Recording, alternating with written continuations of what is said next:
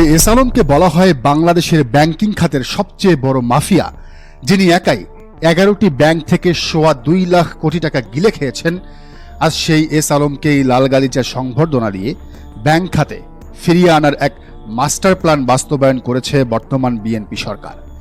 Bank regulation অধ্যাদেশ সংশোধনের নামে রাতের অন্ধকারে এমন এক আইনি ডাকাতির বৈধতা দেওয়া হয়েছে যা শুনলে দেশের প্রতিটি সাধারণ মানুষ এবং আমানতকারীর রক্ত হিম হয়ে যাবে।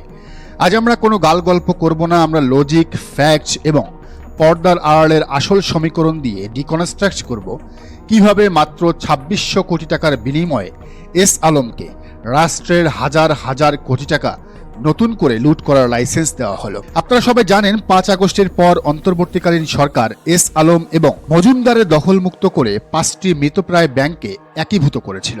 এক্সিম, সোশ্যাল ইসলামী, ফার্স্ট সিকিউরিটি ইসলামী, ইউনিয়ন এবং গ্লোবাল ইসলামী ব্যাংক, এই 5টি ব্যাংককে একীভূত করে সম্মিলিত ইসলামী ব্যাংক গঠন করা হয়।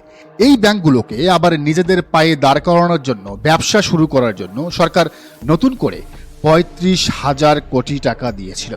এর পাশাপাশি সাধারণ গ্রাহকদের আমানত ফিরিয়ে দেওয়ার জন্য আমানত বীমা তহবিল থেকে আরও 12,000 কোটি টাকা ঢালা হয়েছিল।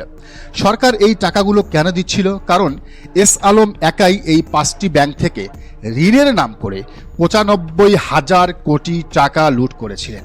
সেদিন জাতীয় সংসদে সরকার যে হিসাব দিয়েছিল তাতে দেখা যায় দেশের শীর্ষ 20টি ঋণখেলাপি প্রতিষ্ঠানের মধ্যে 11টি হলো এই এস আলমের।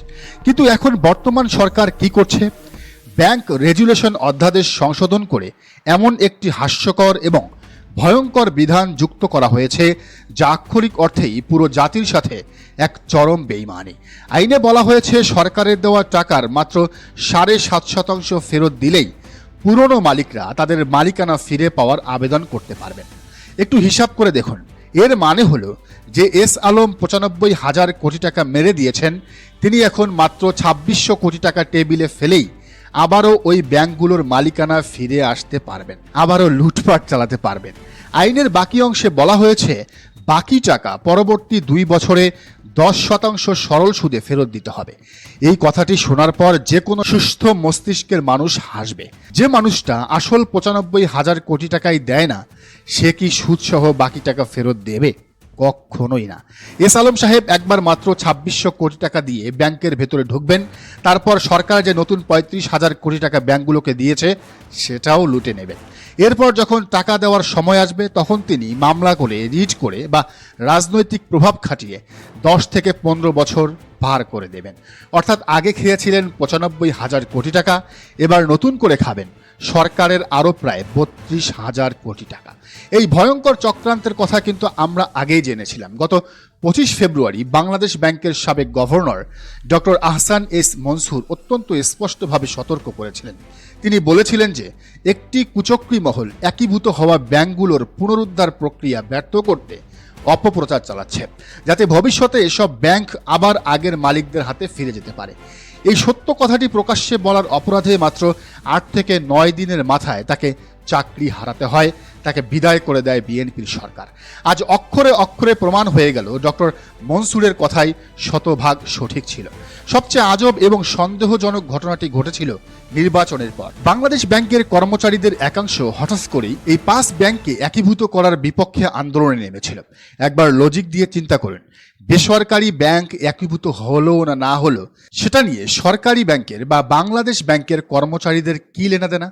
তাদের তো এই বিষয়ে নাক গলানোর কথাই নয়। মূলত তখনই শোনা যাচ্ছিল এস আলমের প্রতি অন্ধ ভালোবাসা এবং অবৈধ সুবিধার লোভেই তারা ওই আন্দোলন শুরু করেছিল। আর এই অন্ধ ভালোবাসার চূড়ান্ত এবং নগ্ন রূপ আমরা দেখলাম গত 9 এপ্রিল রাতে। সংসদে এই সংশোধনী আনার জন্য যখন বিশেষ কমিটি গঠন করা হলো, তখন ওই কমিটিতে ব্যাংক ফেরতের এই বিধান যুক্ত করার জন্য একটি নির্দিষ্ট মহল থেকে তীব্র চাপ দেওয়া হলো। কিন্তু অধিকাংশ এমপির প্রবল আপত্তিতে চূড়ান্ত খসড়ায় তা যুক্ত করা সম্ভব হয়নি। কিন্তু বিল পাশের ঠিক আগের রাতে 9 এপ্রিল অন্ধকারে অত্যন্ত সুকৌশলে এবং চোরের মতো এই ধারাটি আইনে যুক্ত করে পাশ করিয়ে নেওয়া হয়। এটি কোনো সাধারণ ঘটনা নয়, এটি হলো রাষ্ট্রের সাথে, দেশের সাথে, জনগণের আমানতের সাথে একটি সুপরিকল্পিত প্রতারণা।